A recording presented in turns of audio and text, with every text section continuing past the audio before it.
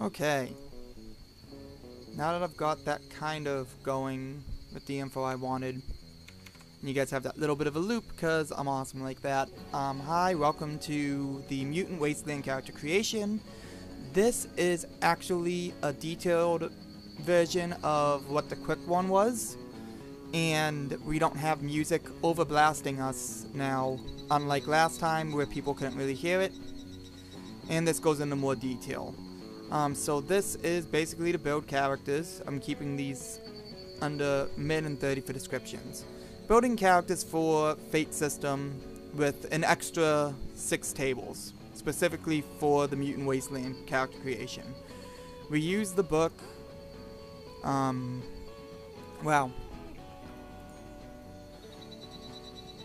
we used the book Metamorphica, if I remember correctly. Yeah, Metamorphica, Appendix 2. I have 10 seconds to sum it up. Other than that, it's the exact same type of creation. So, Fate system with 6 more tables, literally just 6 tables, not even more tables. Literally just to describe what type of mutation your character got. Now, let's get into the thick of this. So, this first minute and a half coming up, so till the 3-minute mark, is literally just going to be about the mutant creation. So nothing about Fate, this is just mutant character creation.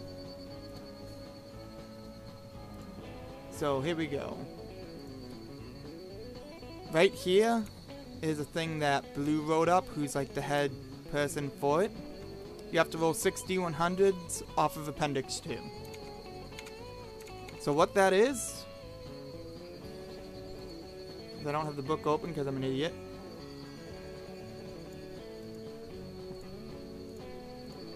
I was hoping to have it here, but I lost it. Oh well. I'll fucking re-record it with it. That's what I wanted up. Is it still under the 3-minute marks? Yes, it is. So right here, this is in the next 20 seconds. We're gonna explain this. There is 6 tables, technically 5. Mental and physical bonus, so like benefits, something that helps you, and a hindrance of mental and physical, and then 2 dice for the mutation, the 2 D100s. That is literally an adjective and a noun. So let's go into quick detail about that. You roll 6 D100s and you are going to get mutations. You are going to get lots of different mutations. Good example, my character came out pretty much like Spider-Man. Wasn't a big deal, came out really nice and neat. Bad example that can become a good example, my husband, he rolled on this table, and he got, for the mental benefit, he got a 25, direction sense. So yes, he can know what way to go. For his physical benefit, he rolled a 19, which gave him enhanced muscles. It says musculator, but it's muscles. For his mental hindrance, he has fits and seizures. For his physical hindrance, he has no skin. For the adjective, in the mutation table, the first of the 2 tables for mutation, he got flaming, number 46. Then he rolled a 75 and he got snow. So he didn't know how to make that nice. A lot of people would be like, oh, well, I'm not going to play this now. What to do at this moment? Take a step back, breathe, think about it, and realize this is just a description. You can work your way around this. It's basic stuff. So I know my husband won't really care too much about me putting this up. And so I'll put this up like this, just to describe it, and I'll move this aside so you can't see the info for that. Okay. So, yeah. I just want to make sure this doesn't say his info. It doesn't. It just says that name, which is a nickname. So, yeah, basically, direction sense. That's just something mental you can handle. He's muscly. He's a hottie. Nothing different from real life, actually. Fits and seizures. you know, take something in character with the character to take medicine to counteract that. No skin, but he has flaming and a snout. Okay, so your character doesn't need to look like a pig. You could look like Elfo from Disenchanted, from that Netflix series. Kind of a Bart Simpson-y elf. You can look like the orcs from, you know, pretty much any fantasy situations. World of Warcraft's a good example of that, or anything. Moblins. Now, you don't have to have them be ugly and hideous. They can look cool. They can look like an old person, just put a snout on them. You know? Nice, simple, easy. Now, for the no skin, well, your skin is fire. Just come up with that. That's very simple and quick. So, he is the flaming torch. Makes it nice, makes it easy, makes it quick.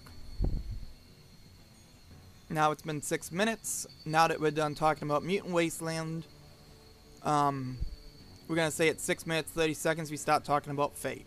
Boom. Alright. Now to Fate. Fate, there is technically 2 phases. Well, I think it's 3 phases, but I can't remember exactly. But it's the same crap. I really need to grab a drink, but I'm gonna hold off. Or attempt to hold off. So yeah, basically you're talking about a concept. That's phase 1, is coming up with a concept. It doesn't have to be this detailed. It's literally just to come up with your first aspect. High concept.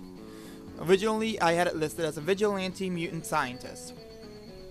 Because I want Mutant Wasteland to have a fact of it. And I want it to be a superhero scientist, kind of like Gwen from Spider-Man. Which worked out in my favor for the fact that she got basically spider abilities for a good chunk of her mutations. So yeah. Your high concept, you would do a detail thing like this. You would come up with the aspects. As in my quick video, you will see the aspects differently.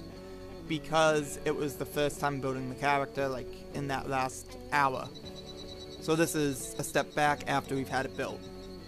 So I took that and I broke it down to mutant scientist for a high concept. She was a scientist and she got mutated.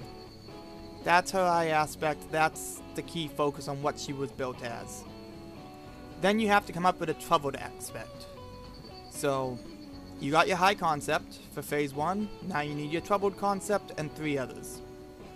So my troubled concept, she's impulsive. She jumps into things too quick, and she's a sucker for a pretty face. She likes people that looks cool. Kind of like how I am in real life. I mean, my voice I wish was better, but I mean, I look good. I'm happy about that. Right now I sound a little bit more like a male than I hoped. But it's how it is. Okay, so that's your troubled concept. Your 3 aspects that you pick. Now, there's the triangle you could do, where you make one for yourself and then you have your connection to 2 other players. This works great in a tabletop, like, physical meeting setting.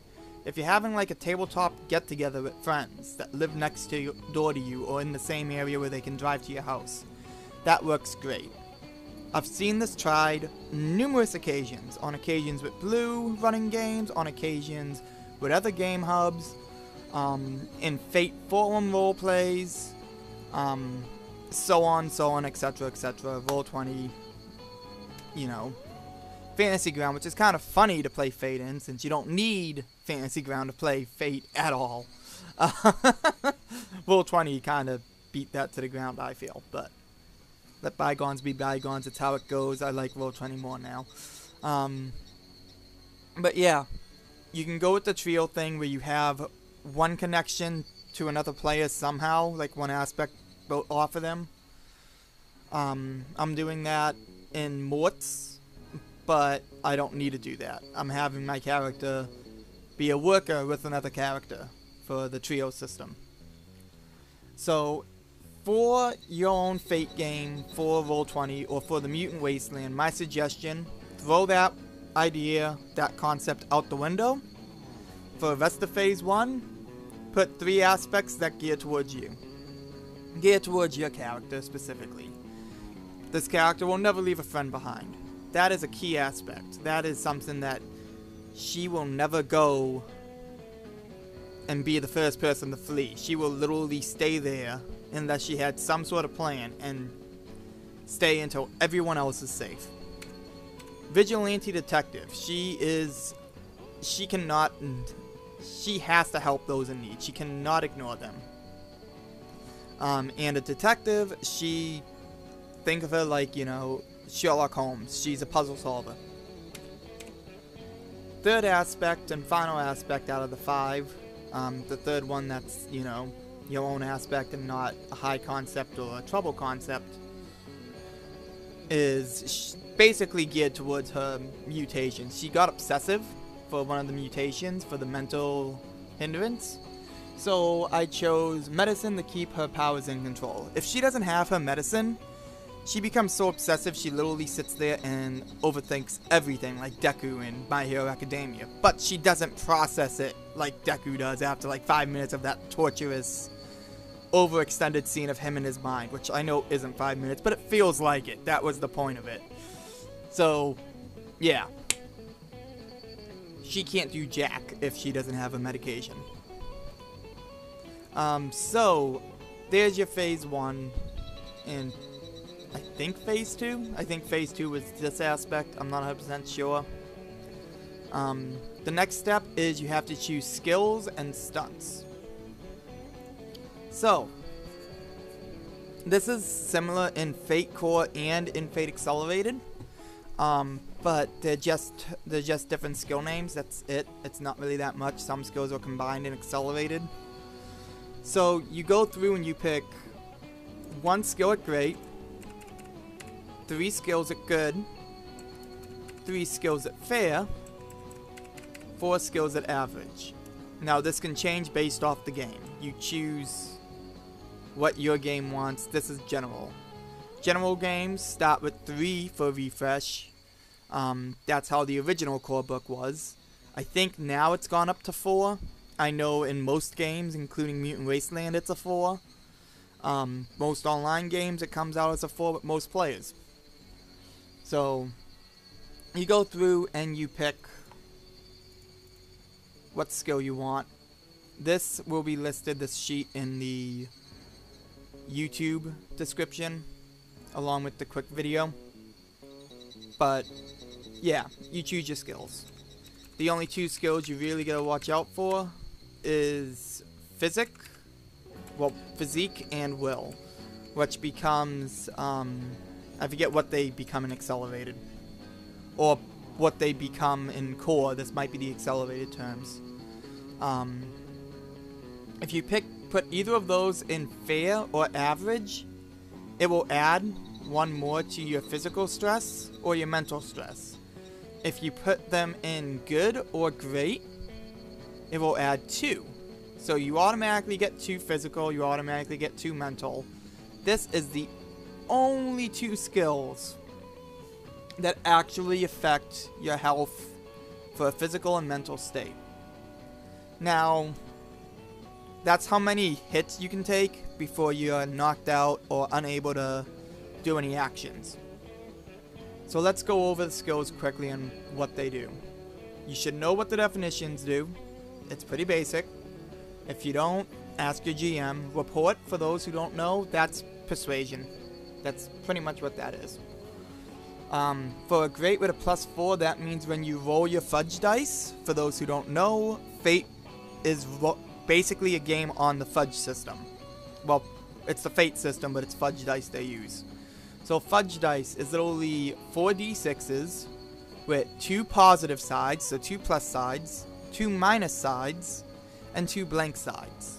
You roll the dice, you add up the pluses, you subtract the minuses, the blanks don't do anything, and you add your skill modifier.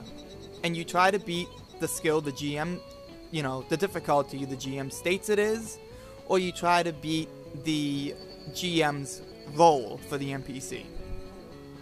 And that's pretty much it. That's how simple it is. So say you get 2 pluses, 1 minus, and a blank. Well, 2 pluses is a 2, a minus makes it a 1, and a blank makes it still a 1. So you got a 1. But say that's with a great skill. Say that's with your athletics, in this case, on this sheet. Then you add the 4 to that. So now you've got a 5. GM is rolling to, you know, try to shoot the person's using athletics, and he gets a 2. With the skill of the guy, you just succeeded, like way above and beyond succeeded. That's it. Nice and simple. And that's how the skills work. As for stunts. Stunts are literally, you get 3 for free in any character creation for Fate, no matter what, pretty much. Unless it's a, you know, rule that's changed, you get those for free. So, stunts. Basically, these are things you want to do with a specific skill, or give you a special bonus to a scene, without having, you know, with kind of like different than what the general would be. So, can use athletics to stick to walls. I use that because of the Mutant Wasteland where she got sticky skin. So, she's Spider-Man. She can use athletics to use the sticking. I also used how she had long hair growth. She keeps growing her hair back to its normal length no matter what. I used that or rope with athletics to swing or climb. So that is completely out there, different, but it works. Now this actually gives me a bonus to a scene, which is I use report to create a positive emotion, because she can create emotions. That's her bonus benefit mutation. The very first one, the benefit mental mutation. She can create emotions. So yeah, that's how I did the stunts for her. You can use stunts to give your teammates bonuses to a scene, negatives to a scene. When you use a stunt, you're using a refresh point, which refreshes each scene. So if you like spent refresh points and gave yourself 2 more stunts, you would only have 2 refresh points a scene, and you can only use 2 of those 5 stunts. Say you got hurt and you want to use refresh points to not take the, you know, hindrance to get knocked out during that scene in a mental or physical state, because either one of those will knock you out, then, you know, you're gonna have to make sure you keep your refresh points pretty high. So keeping them around the base is what you would want to do, and you can make it so you have lower ones, but that's more of a riskier gameplay. Extras is just fluff, you know, just descriptions, nothing that affects the actual dice at all. Consequences, there's mild, major, and severe. Or, no, mild, moderate, severe. Mild gives you a -2 to your rolls until the thing has gone away, which is usually done by some sort of, you know, player patching it up in a couple of scenes, or you having so many days of rest or so many scenes of rest. It's all up to the GM's discretion, really. You know, moderate being a 4, you're minusing a 4 off of your dice. Severe, you're minusing a 6 off of your dice. You got the idea. And yeah, that's pretty much character creation. Once you have those all fluffed out and done, you have your character made. Now, if you're using this sheet that's in the link, you can add more skills. Make sure they're related to the book, the skills in the book, or make sure they're related to skills that you already got approved through your GM. If it's a Mutant Wasteland one, I would say it's through GM or through specifically Blue. And that's about it. Hope this character creation was a lot better than the last one that was literally a heap of flaming garbage. And, I mean, you see it. The quick one took 12 minutes to go through basic stuff without detail. The long one took 20 minutes, counting this talk now. So it's not a complex system. Very simple, very quick. I was going to put a description in where you could jump, but if, you know, I don't think we really need to skip over Mutant Wasteland's tables, because they're not there that long. But I probably still will. And that's about it. So I will catch you on the flip side and talk to you later.